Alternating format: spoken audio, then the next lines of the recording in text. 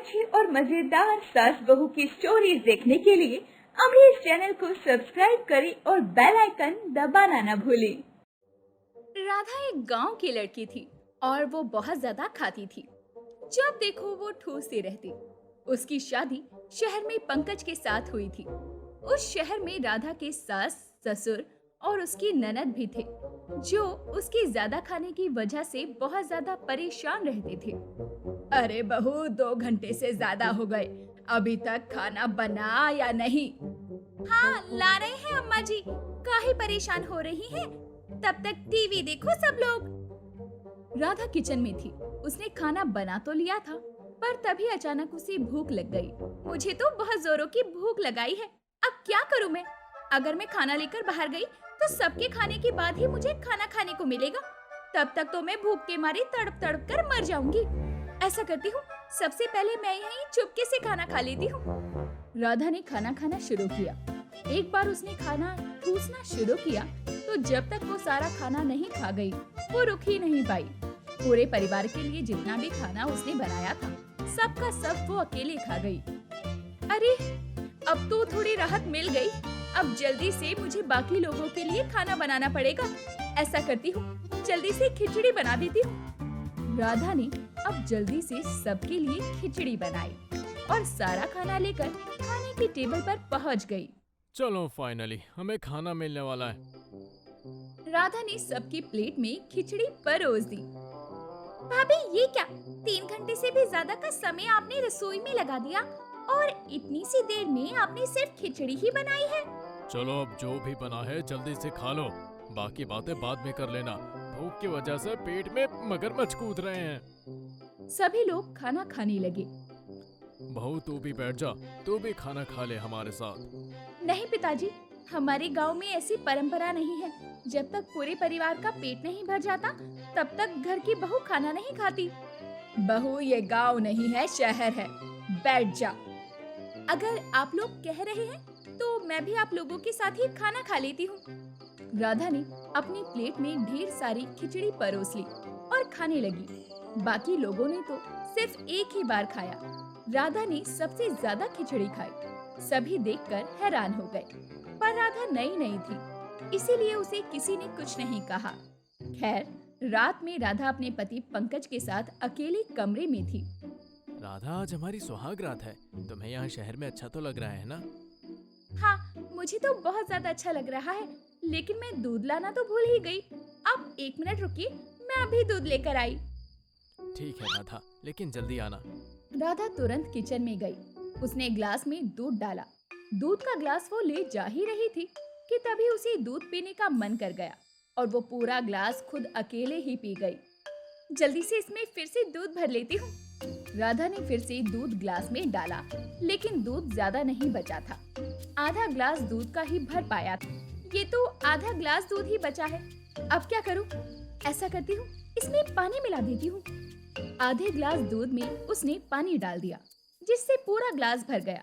दूध लेकर वो पंकज के पास चली गई। करीब आधी रात में उसे एक बार फिर से भूख लगी। भूख की वजह से उसकी नींद खुल गई। वो कमरे से चुपके चुपके जाने लगी, तभी पंकज ने उसे रोक लिया। कहाँ जा रही हो राधा? मैं बाथरूम तक जा रही थी, अभी आई। राधा उसी वक्त किचन में गई और चुपके से उसने अपने लिए आलू के पराठे बनाए। वहीं किचन में उसने 4-5 आलू के पराठे खाए, फिर वापस आकर सो गई। अगले दिन उनके घर में कुछ मेहमान आए। सुना है आपने अपनी बेटी की शादी कर दी, किसी गांव की लड़की से की है। अरे, ये तो बहुत ही अच्छा किया है आपने। भाभी, जल्दी चलो, मेहमान आ चुके हैं। राधा अपनी ननद के साथ चाय नाश्ता लेकर बाहर हॉल में आ गई। उसने सभी को नाश्ता दिया। अरे बहू, शर्माओ मत, तुम भी हमारे साथ नाश्ता करो। उनके इतना कहते ही राधा भी नाश्ता करने लगी। उसने एक बार खाना शुरू किया तो जब तक सारा नाश्ता खत्म नहीं हो गया, वो खाती रही। उसे देखकर सब लोग हैरान हो गए। भाभी, सारा नाश्ता तो आप अकेले ही ठूस गई। अरे, इसमें इतना हैरान होने वाली कोई बात नहीं। गांव के लोग वैसे भी बहुत ठूसते हैं। गवारों की यही तो आदत होती है, वो लोग खाते बहुत हैं। उस दिन राधा का सभी लोगों ने खूब मजाक उड़ाया। उस दिन तो सारे मेहमान चले गए, लेकिन रात में जब खाना बनाने की बारी आई तब उसकी सास और ननद चुपके से उसे देख रहे थे। राधा ने पूरा खाना बना लिया। उसके बाद फिर से उसे भूख लगाई। राधा ने सबको खिचड़ी दी और खुद भी बैठकर खाने लगी। उसकी सास और ननद हैरान हो गए। भाभी, आप इतना खाना ठूसती हो? इतना खाना जाता कहाँ है? गांव की गवार हो, पूरे परिवार का खाना अकेले खा जाती हो। राधा, ये सब क्या है? मुझे भूख लगती है तो इसमें मेरी क्या गलती? राधा वहाँ से उठकर चली गई। सभी लोग उसे गवार गवार कहकर चिढ़ाने लगे। अब ये उसका रोज का काम हो गया था। जब भी खाने की बारी आती, राधा ठूस ठूस कर खाना खाने लगती, जिससे उनके परिवार की बहुत बेइज्जती होती। सब लोग उसका मजाक उड़ाते। राधा एक बार पंकज के साथ किसी रेस्टोरेंट में गई। सब लोग मेरे ज्यादा खाने की वजह से मेरा खूब मजाक उड़ाते हैं, इसीलिए मैं आज आपके साथ बाहर आई हूँ। मैं आज तक रेस्टोरेंट में नहीं खाना खा पाई हूँ कभी। इसलिए तो मैं तुम्हें सबसे बड़े रेस्टोरेंट में लेकर आया हूँ। उम्मीद है यहाँ तुम्हारे लिए कम नहीं पड़ेगा। बताओ क्या खाना है?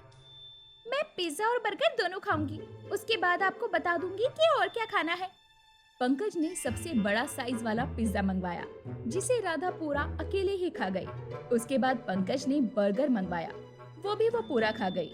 फिर उसने दूसरा पिज्जा मंगवाया, वो भी वो पूरा खा गई। फिर ऐसे करके राधा 10 पिज्जा और 20 बर्गर अकेले खा गई। सभी उसे देख देख कर हंसने लगे। लोग उसका मजाक उड़ाने लगे। अरे ये देखो गवार को, ये तो जानवरों से भी ज्यादा खाती है। भाई साहब, इसे ले जाओ वरना आज ये पूरा रेस्टोरेंट खाली कर देगी। पंकज सबके सामने शर्मिंदा हो गया और राधा को वहाँ से लेकर चला गया। घर आकर पंकज ने सारी बात अपने घर वालों को बताई। ठूस ठूस कर खाने की वजह से पूरे परिवार की बेइज्जती हो रही थी, इसीलिए पंकज ने अब राधा को बाहर जाने से ही रोक लगा दी।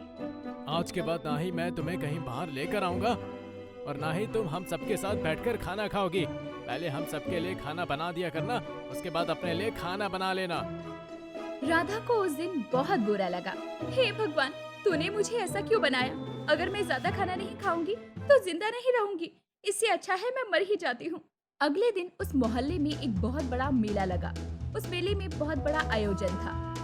सुनो सुनो गांव वालों, ध्यान से सुनो। जल्दी से सभी लोग आ जाओ, यहाँ गोलगप्पा कंपटीशन होने वाला है।